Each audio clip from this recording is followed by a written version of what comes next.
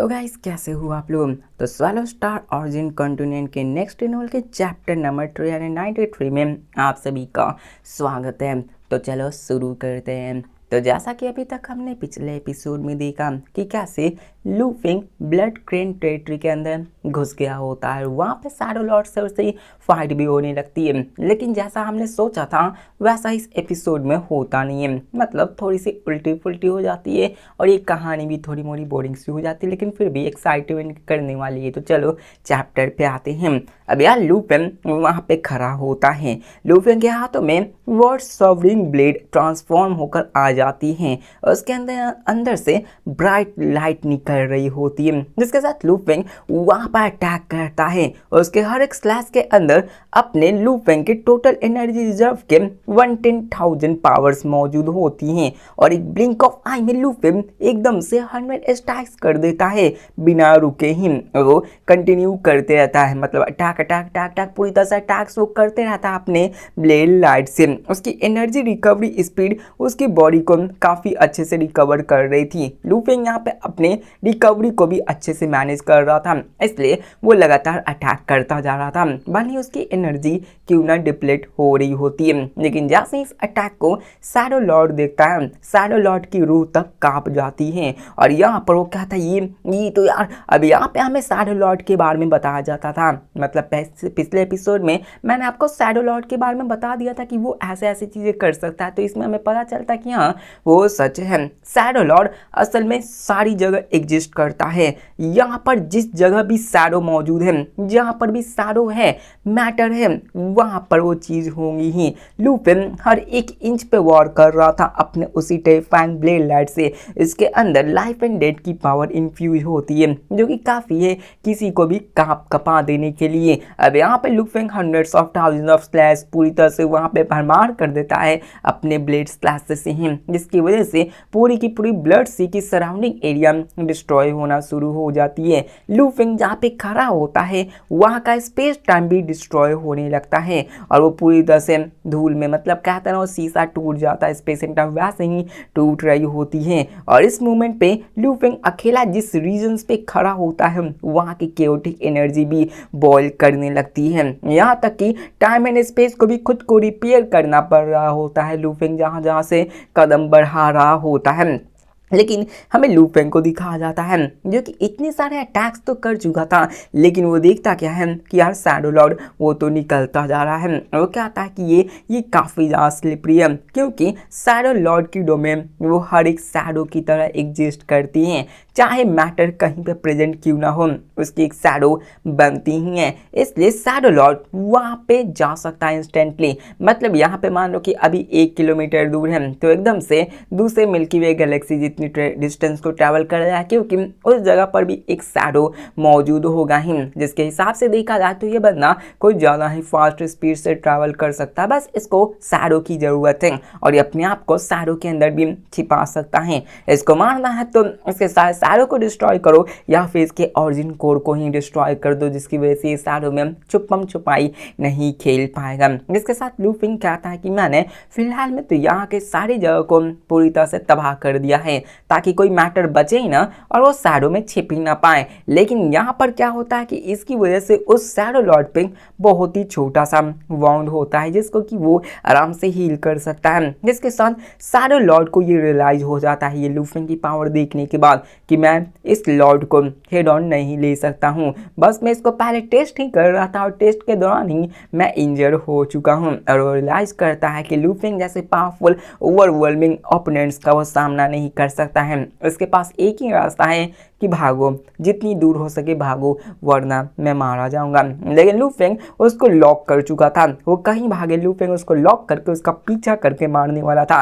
लू फेंग फिर से अपने ब्लेड को घुमाता है और इस टाइम उसकी और भी एनर्जी निकलती है, मतलब और भी अटैक टेरिफाइंग होने लग जाती है जो कि सभी चीज़ों को डिस्ट्रॉय करने लगती है। ब्लेड रेजिस्टेंस होती है और अभी के फिलहाल वो शैडो में भाग रहा था, लेकिन लू फेंग जब उसको लॉक कर चुका था तो लू फेंग उसके सारे शैडो लाइफ फोर्स को डिस्ट्रॉय करने लगता है। वो स्पेस एंड टाइम के ऑब्स्टेकल्स को खत्म करने लगता है, उसके ब्लड सी को डिस्ट्रॉय करने लगता है, उसके लाइफ एनर्जी को पूरी तरह से मिटाने लगता है और हर एक टारगेट वहां पर उसको गारंटी थी कि उसको लगेगी ही। अब यहाँ पे एक कंडीशन होती है सर्टेन हिट की। इसको अच्छे से समझना क्योंकि फाइट के दौरान यह आपको काफ़ी ज़्यादा कंफ्यूज कर सकता है। अब एक सर्टेन हिट की नाम होती है, मतलब कि ये नहीं है कि आप उस पर एकदम से डायरेक्टली हिट करोगे ही, गारंटी हिट करोगे ही। सर्टेन हिट मतलब ये हुआ कि आप हो सकता है कि उसको हिट कर पाओगे, हो सकता है कि अटैक्स लगने से पहले उसकी डोमेन्स में ही आपकी वो अटैक्स पूरी तरह से नलीफाई हो जाए, जिसकी वजह से आपकी अटैक्स उस बंदे को टच भी ना करे। अब यहाँ पे इस सर्टेन हिट इसी नाम को दिया जाता है कि आपकी हर एक पावर्स काफ़ी ज़्यादा कम हो जाती है उस तक पहुँचने में ही। लू फेंग सिर्फ अपने एनर्जी रिजर्व का 100,000 सी यूज़ कर रहा था, जो कि काफ़ी ज़्यादा कम होती है एनर्जी रिजर्व्स के मामले में, लेकिन वो एक साथ इतने सारे अटैक्स कर रहा था। तो यहाँ पे इतने सारे अटैक की वजह से लू फेंग उसको लॉक भी किया था, जिसकी वजह से उसके सारे अटैक्स उस पर इन्वेड कर रहे होते हैं। अब लू फेंग कहता है कि ये बंदा शैडो में मूव करता हुआ भाग रहा है, अगर मैं इसको टच ही नहीं कर पाऊंगा तो ये यूजलेस होगा, क्योंकि लू फेंग यहाँ पे उसको मार भी रहा था, लेकिन वो बंदा भागने पे ध्यान दे रहा था। वो लू फेंग का आप सामना करना ही नहीं चाहता, क्योंकि उसकी बहुत ज़्यादा फट पड़ी थी कि यार लू फेंग से मैं फाइट करने गया तो मुझे मार डालेगा, और वो भागने लगता है। लू फेंग उसके लाइफ फोर्स को डिस्ट्रॉय तो करता है, लेकिन वो भी एक लॉर्ड लेवल का बंदा था तो वो भी खुद को हील कर सकता था, इसलिए वो अभी बचता जा रहा होता है। अब यहाँ पे लू फेंग कहता है कि फिलहाल मैं उसके पावर्स को घटा तो रहा हूँ, लेकिन क्या कर सकते हैं, ऐसा नहीं है कि मैं उसको कंप्लीटली मार पाऊंगा। एग्जाम्पल में ही लॉर्ड मिंगहुआंग को देख लो। एग्जाम्पल में जब वो अपने मेन कॉम्बैट क्लोन को जलाते हैं तो उसके पास बहुत ही पावरफुल अटैक्स आ जाती है और सर्टेन हिट और एक्सट्रीम स्पीड भी आ जाती है, जो कि काफ़ी ज़्यादा रिमार्केबल होती है। लू फेंग इस चीज़ को देखते हुए कहता है कि हिनमैन ब्लड डाउ मतलब हिनमैन ब्लेड डाउ मैं अभी तक उसमें fusion of life and death को ही कॉम्प्रीहेंड कर पाया हूँ। बात करें तो इसमें डिस्ट्रक्शंस की ज़्यादा डोमिनेंस है, मतलब लू फेंग जिस ब्लेड को यूज़ कर रहा था उसमें आप जानते हो कि इसमें डिस्ट्रक्शन ज़्यादा पावरफुल है। लू फेंग लाइफ में ज़्यादा पावरफुल है। अभी लू फेंग सेकेंड लॉ को सीख रहा है, जिसमें कि लू फेंग डिस्ट्रक्शंस के मामले में आगे हो जाएगा, तो लू फेंग अपनी लाइफ प्रिजर्विंग और साथ में डिस्ट्रॉइंग कैपेबिलिटीज़ को भी मैक्स लेवल तक ले जाएगा, जिसकी वजह से यार दोस्तों को डिस्ट्रॉय करना लू फेंग के लिए मामूली सी बात हो जाएगी। लेकिन फिलहाल में लू फेंग अपने सर्टेन हिट पे काम कर रहा था, ताकि वो अपने पावर्स को फोकस करके अपने हिट को उस पर अटैक करवा। अब यहाँ पे और भी बकवास होती है सर्टेन हिट को लेकर, लेकिन मैं इसको एक्सप्लेन नहीं करूँगा वरना ये बहुत ज़्यादा बोरिंग हो जाएगी। अब लू फेंग ऐसे उस पर अटैक करने लगता है और ये फिलहाल ऐसा चलते रहता है, और लू फेंग अभी ऐसा कर भी रहा था। लू फेंग अपने बार पावर्स को रिकवर कर रहा था, एनर्जी रिजर्व्स को रिकवर करते जा रहा था, अपने आप को पीक कंडीशंस पे रख रहा होता है, वो उस पर अटैक्स करने लगता है। लू फेंग की पावर्स अभी काफ़ी ज़्यादा स्ट्रॉन्ग थी, उसकी भले ही अटैकिंग पावर थोड़ी सी लैक कर रही थी, लेकिन फिर भी वो एक लॉर्ड था तो उसकी अटैकिंग पावर भी काफ़ी ज़्यादा टेरिफाइंग होती है, बस डिस्ट्रक्शंस की थोड़ी सी कमी होती है, जो कि लू फेंग कुछ एपिसोड्स के बाद और भी पावरफुल कर ही लेगा। इसके साथ लू फेंग वहाँ पे मारने लगता है। अभी ये सब चल रहा होता है, लू फेंग अपने थाउजेंड्स डार्क ब्लेड लार्सेस को अनलीज करता है, उस पर अटैक्स करने लगता है। वो उसके स्पेस टाइम को चीरते हुए उससे टकराता है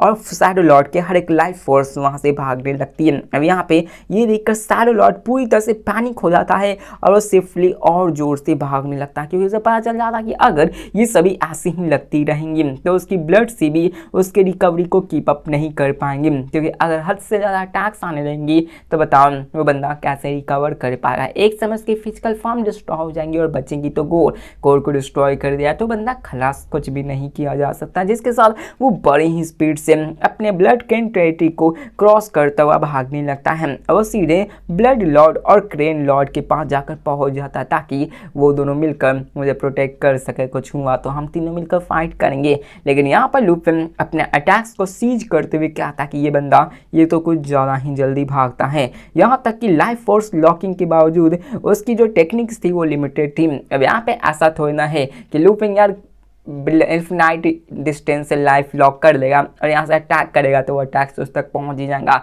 ऐसा पॉसिबल नहीं है। एक रेंज होती है कि 1 billion light years 1 trillion light years इतनी तक में अटैक्स को पहुँचाया जा सकता है, लेकिन अगर कुछ ज़्यादा ही डिस्टेंस हो जाए तो अटैक्स काम थोड़ी ना करेंगी। इसके साथ लू फेंग कहा था कि अभी के फिलहाल ऐसा फाइट नहीं हो सकता है।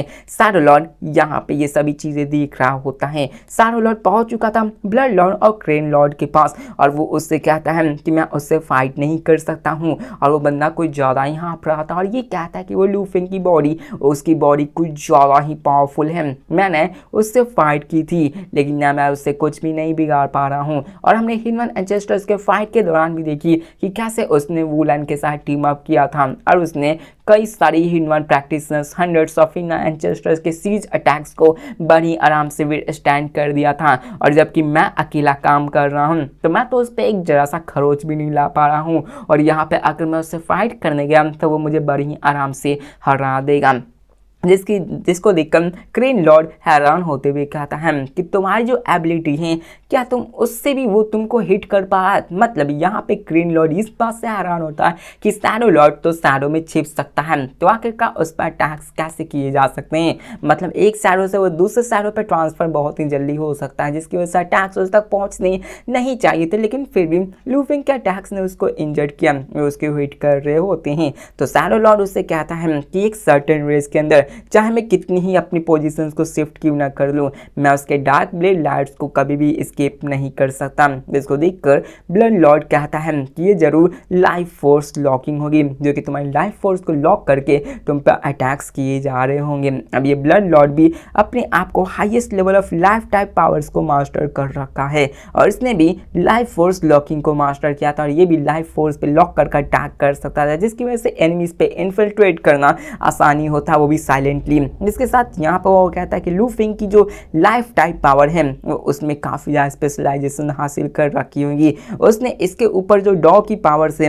उसको काफ़ी अच्छे से ग्रैप्स की होगी और वो मुझसे भी ज़्यादा स्ट्रॉन्गर हो सकती है। अब यहाँ पे ये सब बातें हो रही होती हैं, आपको डॉ के बारे में अच्छे से पता है तो ये सब बताने की ज़रूरत नहीं है। जिसके साथ ब्लड लॉर्ड कामली कहता है कि लॉर्ड की इस लॉर्ड लू फेंग की जो बॉडी है वो इंडिस्ट्रक्टिबल है और इसकी टेक्निक भी बहुत ज़्यादा खतरनाक है, लेकिन इसकी एक वीकनेस है जो कि ऑब्वियस सी बात है, इसकी मूवमेंट टेक्निक ये कहीं ना कहीं लैक कर रही है। जब तक हम इसको अवॉइड करेंगे ये हमें छू भी नहीं सकता। अब यहाँ पे ये लोग क्या कह रहे हैं कि लू फेंग की बॉडी बहुत बड़ी है, मतलब कि वो लाइफ टाइप का है तो उसकी बॉडी काफ़ी बड़ी होने के साथ वो बहुत ही स्लोली मूव कर सकता है। लेकिन हमने ये एक बात जानी है कि यार अपना लू फेंग की जो पावर ऑफ स्पीड है वो ह्यूमन एंसेस्टर से भी बहुत ही फास्ट है। वो भले ही यहाँ पे आ चुका है इस ब्लड लॉर्ड की टेरिटरी में, जिसकी वजह से लू फेंग की स्पीड कम हुई है लेकिन फिर भी वो फास्ट है। लेकिन जबकि ये तीनों बंदे यहीं पे पैदा लिए हैं तो बताओ जब चोरी करने कोई चोर घुसेगा तो वो बंदा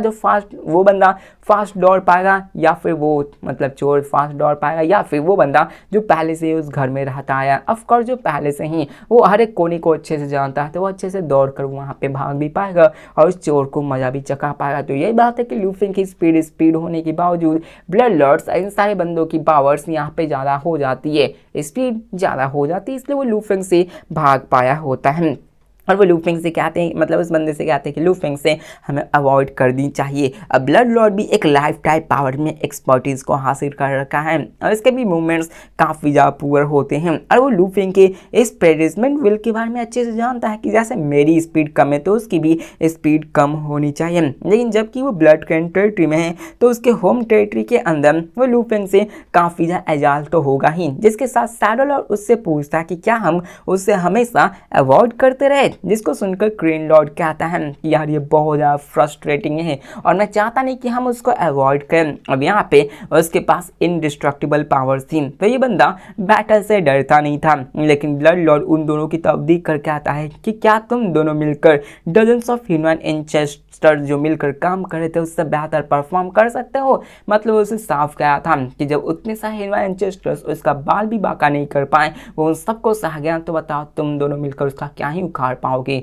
मतलब घंटा तुम कुछ नहीं कर सकते हो। इसके साथ वो कहता है कि ना ही तुम और ना ही मैं उसको जरा सा भी हार्म कर सकते हैं और सोचो मत कि तुम्हारी बॉडी टफ है। अब जब लू फेंग ने अपने ऑरिजिन डिस्ट्रक्शंस को अनलीज किया था तो उस वक्त लू फेंग के पावर से giant God emperor, human beast ancestor और ब्लैक टाइड ह्यूमन एंसेस्टर भी उसको हेड ऑन नहीं ले पाए थे। यहाँ तक कि उसके ब्लास्ट होने के साथ ही वहाँ पे जो 26 सराउंडिंग ह्यूमन एंसेस्टर्स थे वो भी काफ़ी ज़्यादा इंजर्ड हो जाती। तो वो कहते हैं कि क्या तुम उस ऑरिजिन डिस्ट्रक्शंस के पावर्स को सह सकते हो, विद स्टैंड कर सकते हो। तो ये सुनकर वो बंदे कहते हैं कि नहीं, मैं तो नहीं कर सकता। और इस बात को सुनकर तो क्रेन लॉर्ड की हार्ट भी कप कपा जाती है, वो कांपना शुरू करते हैं, क्योंकि वो इस पावर्स को अच्छे से जानता था। डिफेंसिव एबिलिटीज में वो लॉर्ड वुलन के कंपेयर आ सकता है, जिसने कि हिनमन मटेरियल लॉ को मास्टर कर रखा है, लेकिन क्रेन लॉर्ड उससे अनडाउटली इंफीरियर होता है। जिसके साथ वहाँ पर क्रेन लॉर्ड कहता है कि हम तीनों मिलकर उसका सामना करेंगे और साथ में हमारी टेरिटरी का एडवांटेज रहेगा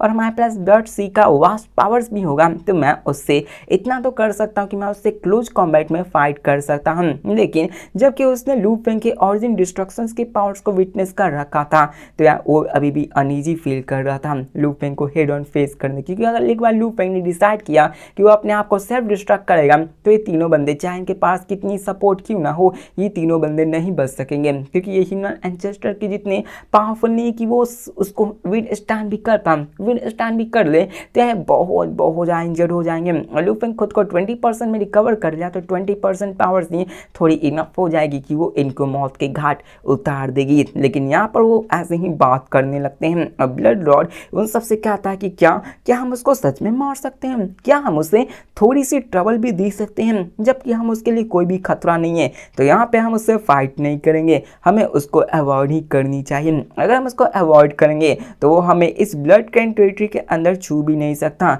और बाद में चलकर तो वो गिव अप कर ही देगा और वो यहाँ से चला भी जाएगा। जिसके साथ यहाँ पे शैडो लॉर्ड इस चीज़ को जानकर अनविलिंग करने लगते कि ऐसा नहीं होना चाहिए, वो हमारे टेरिटरी में आ चुका है, क्या हम उसे ऐसे ही आने दें, हम ऐसे इंड्योर नहीं कर सकते हैं। तो क्रेन लॉर्ड वहाँ पे कहता है कि फाइन, मैं अपने ब्रदर की लीड को फॉलो करूंगा। अब यहाँ पे ब्लड लॉर्ड के असिस्टेंस के साथ ही वो कुछ कर सकते थे। उसकी ब्लड क्रेन लॉर्ड की एंडलेस वाइटैलिटी थी और इंडिस्ट्रक्टिबल नेचर्स थी, जिससे कि वो लू फेंग से क्लोज कॉम्बैट में फाइट कर सकता था।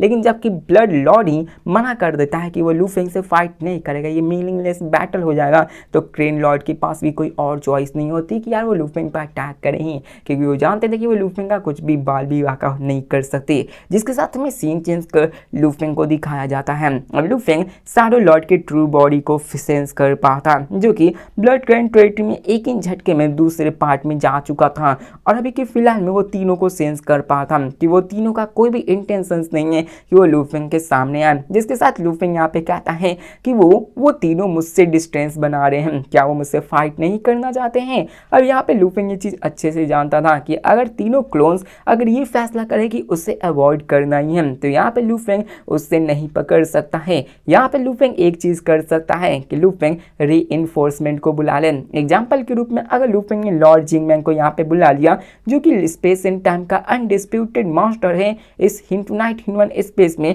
तो उसके यहाँ पे रहते हुए वो तीनों को यहाँ पे लॉक कर देंगे और वो तीनों यहाँ से भाग नहीं पाएंगे। यहाँ तक कि हर एक डॉस की अपनी स्ट्रेंथ एंड वीकनेस होती है।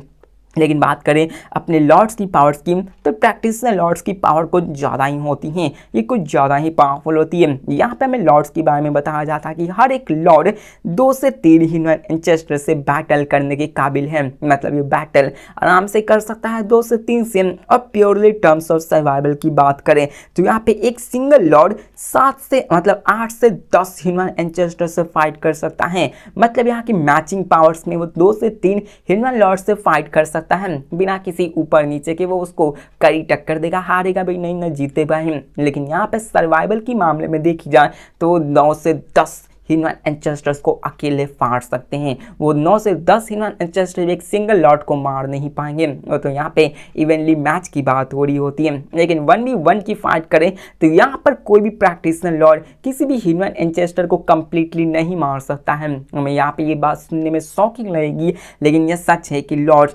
1v1 में किसी को कंप्लीटली मार ही नहीं सकते हैं, और ये बहुत ही बड़ा शॉकिंग होता है। ऑफकोर्स मेरे लिए भी था, क्योंकि यहाँ पे लॉर्ड्स 9-10 के साथ सर्वाइबिलिटी वाली गेम खेल सकते हैं, 2-3 को आराम से संभाल सकते हैं, लेकिन वो एक को नहीं मार सकते हैं। हिस्टोरिकल में ये बताया गया कि जब भी किसी लॉर्ड ने ह्यूमन एंसेस्टर्स को मारा था, तो वहाँ पे कंबाइंड लॉर्ड्स की पावर्स की जरूरत होती है, जब भी वो मिलकर एक ह्यूमन एंसेस्टर्स की उस बड़ी सी वाइटैलिटी को खत्म कर पाते हैं। ऑफ कोर्स ये होना ही है, क्योंकि अगर लू फेंग को ही देख लो, लू फेंग किसी ह्यूमन एंसेस्टर से फाइट करने के लिए आ जाएगा, जैसे शैडो एंसेस्टर्स को ही देख लो, उससे फाइट करने के लिए जाएगा तो वो बंदा तो बीच रास्ते में भाग जाएगा। जाएगा, जिसकी वजह से लूफिंग उसको हरा नहीं पाएगा, जिसकी वजह से लूफिंग को एक रीइंफोर्समेंट चाहिए कि उसको लॉक करना चाहिए, वरना वो तो भाग ही जाएगा और सब लोग ऐसा ही करेंगे। चूसिन ह्यूमन की बात करें तो वो भाग तो नहीं पाएगा, लेकिन लूफिंग उसको मार भी नहीं पाएगा। अगर लूफिंग यहाँ पे कोई स्पेस लॉकिंग ट्रेजर मिल जाए, जो कि मिलना नामुमकिन है, क्योंकि आप एक ह्यूमन एंसेस्टर्स को ट्रैप लॉक कर ही नहीं सकते हो, मतलब ये नेक्स्ट इम्पॉसिबल लगता है। लेकिन कैसे भी करके मिल जाए तब लूफिंग सोलो अटैक करके खत्म कर सकता है, या फिर लूफिंग अपने डिस्ट्रक्शंस को कुछ ज़्यादा ही लेवल अप कर ले तो लूफिंग अपने हर एक अटैक से उसको काफ़ी ज़्यादा डैमेज देके उसको मार सके। जब तक लूफिंग की पावर इनफ होगी तो लूफिंग अकेला ही यकीन मैनचेस्टर्स को मारने की काबिल हो जाएगा, और ऐसा बहुत जल्द होने वाला भी है। ऑफ कोर्स ये होगा ही, जिसके साथ यहाँ पे ऐसे चलने लगती हैं। लूफिंग वहाँ पे दिखाया जाता है, लूफिंग कहता है कि जबकि तुम मुझे अवॉइड कर रहे तो मैं कह भी क्या सकता हूँ, लेकिन तभी लूफिंग की नज़र वहाँ पे ब्लड सी पावर्स के ओरिजिन कोर की तरफ जाती है, जो कि हर एक मिस्टीरियस प्लेस की अपनी अपनी कोर होती है। अब लूफिंग वहाँ पे देखता है तो उससे फैमिलियरिटी सा महसूस होता है, और यहाँ पे उसके अंदर क्यूरियोसिटी आने लगती है कि आखिरकार ये कोर क्या है, ये कोर ओरिजिन क्या है जो कि उसके अंदर मौजूद है। अब यहाँ पे ये ब्लड सी के अंदर 3 सुप्रीम टाइप फोर्सेस बनी हुई है, जिसमें कि एक लाइफ टाइप एनर्जी भी थी, और लूफिंग लाइफ टाइप डॉग को भी क्रिएट कर चुका है। तो लूफिंग की और उसमें फैमिलियरिटी तो हो गई है, जिस कारण लूफिंग को उसमें काफ़ी ज़्यादा दिलचस्पी होने लगती है और वो उसके पास जाने लगता है, जिसके साथ वो उसकी और बढ़ना शुरू करता है। लूफिंग ने अभी फिलहाल में 70 से 80% लाइफ टाइप पावर को मास्टर कर रखा था, 20% डेथ को मास्टर किया हुआ था। तो कंप्लीटली वो लाइफ को तो नहीं मास्टर कर सकता, लेकिन फिर भी 70-80% काफ़ी ज़्यादा होती है। अब लूफिंग काफ़ी ज़्यादा मिस्टीरियस हो जाता है और कहता है कि चलो इस मिस्टीरियस लैंड के कोर ऑरिजिन को जाकर देखते हैं, और वो पूरी तरह से स्पीड अप करके उसी कोर ऑरिजिन की तरफ जाने लगता है जहाँ पे वो सेंस कर पा रहा था। अब जैसे वो ब्लड कंटिन्यूटी के और भी नज़दीक जा रहा था, वो ब्लड कंटिन्यूटी के हार्ट जो कि कोर होती हैं उसकी धड़कन को सुन पा था, जो कि किसी दिल की तरह धड़क रही होती हैं। लूफिंग उसकी परसेप्शंस को भी महसूस कर पाता है कि ये पूरी की पूरी ब्लड सी ही किसी हार्ट बीट की तरह बीट कर रही थी, जो कि कोर ऑरिजिन एक हार्ट की तरह ही काम करती है। अब लूफिंग उसके रिदमिंग को ही फील कर रहा था, जिसके अंदर से बहुत ही ऑपरेसिव प्रेशर निकल रही होती है। बात करें ब्लड बाउंडलेस ब्लड सी इस पूरे की जगह है तो वो उससे काफ़ी ज़्यादा कमजोर थी। अब लूफिंग की एक्साइटमेंट और भी ज़्यादा बढ़ जाती है जब वो इतनी मिस्टीरियस चीज़ को देखता है और कहता है इंटरेस्टिंग। अब लूफिंग ने बहुत ही लंबे से पहले ये सुन रखा था इन्फिनिटी स्पेस के अंदर की, लूफिंग ने जान रखा था कि कैसे यहाँ पे ऐसे डेंजरस प्लेसेस मौजूद हैं जो कि लॉर्ड के मेन कॉम्बैट क्लोन को भी एनिलेट कर सकती है, उनको भी डिस्ट्रॉय कर सकती है। लेकिन जबकि लूफिंग एक लॉर्ड है और उसकी डॉ है उसकी पूरी बॉडी को इंडिस्ट्रक्टिबल और इटर्नल बनाती है, मतलब उसकी लाइफ टाइप में है तो उसकी बॉडी को काफ़ी ज़्यादा पावरफुल बनाती है। तो लूफिंग को कोई भी डर नहीं था इस अननोन लोकेशंस को एक्सप्लोर करने में, जिसके साथ लूफिंग क्या था कि चलो देखते हैं कि इस मिस्टीरियस लैंड के इस कोर में कैसे सीक्रेट छिपे हुए हैं। लूफिंग ने कभी भी किसी मिस्टीरियस लैंड के कोर को विटनेस नहीं किया था, और प्रैक्टिशनर फैक्शंस के अंदर जितने भी लैंड ऑफ ऑरिजिन के कोर हैं उसे युवान ने डिफाइन किए थे, और इसी के बाद वो सारे लॉर्ड्स के द्वारा इन्फोर्स किए गए थे। मतलब बात करें लैंड ऑफ ऑरिजिन की तो उसके अंदर भी एक कोर मौजूद है, लेकिन उसे युवान ने डिफाइन किया हुआ था, जिसकी वजह से लूफिंग उसको नहीं पा सकता था। लेकिन यहाँ पर भी एक कोर था जिसका कोई मास्टर नहीं था फिलहाल में, इसलिए लूफिंग यहाँ पे इसको कंट्रोल करने के लिए आ गया था। लूफिंग उसके और भी इंटर आने लगता है और भी अंदर जाने लगता है, लेकिन हमें तीनों ब्लड क्रेन लॉर्ड्स को दिखाया जाता है जो कि अभी फिलहाल में बैटल का अवॉइड कर रहे थे, लेकिन तभी उन्हें महसूस होता है कि कुछ तो गलत हो रहा है। क्या था कि आखिर वो फ्लाई करके कहाँ जा रहा है, लेकिन ये देखकर वो उन्हें पता चल जाता कि वो तो हमारे ब्लड कंटिन्यूटी के ऑरिजिन कोर की तरफ पहुंचा है। इसको देखकर तीनों के एक्सप्रेशन पूरी तरीके से बदल जाते हैं, क्योंकि जितने भी ह्यूमन एंसेस्टर्स से उनके पास इमॉर्टैलिटी पाने के दो मोस्ट कॉमन मेथड्स होते हैं। सबसे पहला कोर इवोल्यूशन। तो कोर इवोल्यूशन में सिंपली ये होता है कि अपने लाइफ कोर को वो किसी सर्टेन लेवल ऑफ रिफाइनमेंट तक ले जाए जिससे कि उसको इमॉर्टैलिटी मिल जाए, जैसे कि चूसी human ancestor of time and space, और यानहू ह्यूमन एंसेस्टर वो अपने कोर को ही इतना रिफाइन कर चुके हैं कि वो इमॉर्टैलिटी तक जा चुके हैं, जो कि मोस्ट कॉमन मेथड से सब लोग इसी को किया करते हैं मेनली। लेकिन यहाँ पर एक डोमिनेटिंग और मिस्टीरियस लैंड के अंदर भी एक ऐसी चीज़ होती है जो कि होती है लाइफ कोर, जो कि उस मिस्टीरियस लैंड को इतना ज़्यादा पावरफुल बनाती है। और यहाँ पर उस लाइफ कोर को जब तक डिस्ट्रॉय ना की जाए तब तक वो भी नहीं मरते हैं। जैसे कि इन्फिनाइट सर्पेंट ह्यूमन एंसेस्टर्स की बात कर लो, यहाँ पे सर्पेंट ह्यूमन एंसेस्टर सच में इमॉर्टल तो हैं, लेकिन अगर लूफेन उसके जाके लैंड को ही तबाह कर दे जहाँ से वो जन्म लिया है, जो कि उसकी कोर मौजूद है, तो वो सभी को मार सकता है। जब कोई बंदा एक मिस्टीरियस लैंड को डोमिनेट करता है तो उसकी थोड़ी सी पावर को हार्नेस कर सकता है। For instance infinite human serpent clan को ही देख लें, क्योंकि उसने भी इसी को यूज़ किया था। लेकिन इन्फिनाइट ह्यूमन सर्पेंट की जो बॉडी है वो एक वर्ल्ड क्लस्टर्स की बॉडी जितनी ही एक्सपैंड कर सकती है, और इसके पास भी काफ़ी ज़्यादा पावरफुल होती है, और ये बिना किसी डर के दूसरों से भिड़ जाता है, क्योंकि इसको पता है कि जब तक इसकी दुनिया को तबाह ना कर दिया जाए तब तक उसे कोई नहीं मार सकता है। लॉर्ड्स के केस में ऐसा नहीं, क्योंकि अपने लूफेंग को देख लो, उसकी कोर मतलब उसकी कोर है, लेकिन उसको भी डिस्ट्रॉय किया जा सकता है। मुझे ये अच्छे से नहीं पता कि उसके कोर को डिस्ट्रॉय कर देने से वो मरेगा नहीं या फिर नहीं, लेकिन लॉर्ड्स को पूरी तरह से इंडिस्ट्रक्टिबल बताया गया, इमॉर्टल बनाया गया, चाहे उसके कोर्स को क्यों नहीं डिस्ट्रॉय कर दो, लूफेंग मरने वाला नहीं है। तो हाँ, मैं कह सकता हूँ कि हाँ, लूफेंग पूरी तरह से इमॉर्टल। लेकिन इन्फिनाइट सर्पेंट ह्यूमन क्लस्टर्स की बात करें तो उसकी बात ही अलग है। उसके जो जन्म है इन्फिनाइट ह्यूमन स्पेस, उसको डिस्ट्रॉय कर दिया गया तो वो बंदा भी मारा जाएगा। जिसके साथ वो तीनों लॉर्ड को दिखाया जाता है, जो कि इस चीज़ को देखकर कहता है कि क्या वो ब्लड कंट्रेटी के ऑरिजिन कोर को रिफाइन करना चाहता है। अब यहाँ पे लूफिंग इसको रिफाइन कर लेगा, तो इसका मतलब ये नहीं कि लूफिंग मतलब कोई भी इसको आके डिस्ट्रॉय करेगा तो लूफिंग मर जाएगा,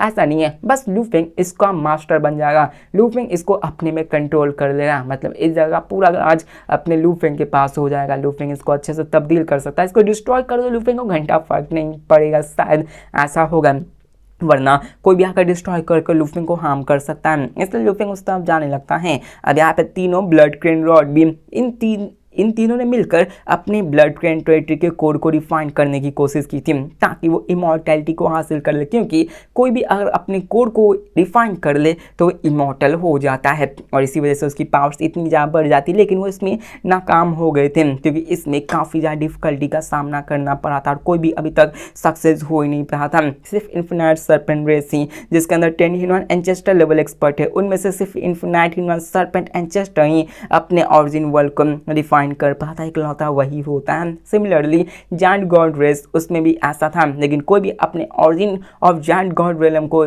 पूरी तरह से कॉम्प्रीहेंड नहीं कर पाया, रिफाइन नहीं कर पाया था, जो कि दिखाता है कि मिस्टीरियस लैंड को कॉम्प्रीहेंड करना कितना ज़्यादा डिफिकल्ट होता है। मतलब सिर्फ एक ही बंदा इसको कर पाता, इन्फिनाइट सर्पेंट क्लैन का लीडर ही, जो कि इसको रिफाइन किया था। और लूफिंग अभी वहीं पे जाता, जिसको देखकर वो कहता कि हम उसको पास नहीं जाने दे सकते, हमें उसे रोकना ही होगा। और ये पहली दफ़ा था कि वो तीनों मान जाते कि हमें कैसे भी करके लूफिंग से फाइट करनी होगी और उसे रोकना होगा, क्योंकि लूफिंग के बारे में हम अच्छे से जानते हैं। लूफिंग वहाँ पे शांति से बैठ गया तो वहाँ पे बस उसको टाइम चाहिए और वो उस जगह को कॉम्प्रीहेंड कर लेगा, क्योंकि ये मिस्टीरियस भले ही हो, लेकिन लूफिंग की जो कॉम्प्रीहेंशन स्पीड है उसके सामने ये कुछ भी नहीं है। तो मिलते हैं नेक्स्ट वीडियो में हम लोग फाइटिंग देख सकते हैं या फिर कुछ और देखेंगे, मतलब नहीं पता कि राइटर क्या करेगा, तो मैं कहना भी नहीं चाहूँगा वरना एक्सपेक्टेशंस हाई हो जाते हैं। तो मिलते हैं नेक्स्ट वीडियो में, तब तक के लिए बाय।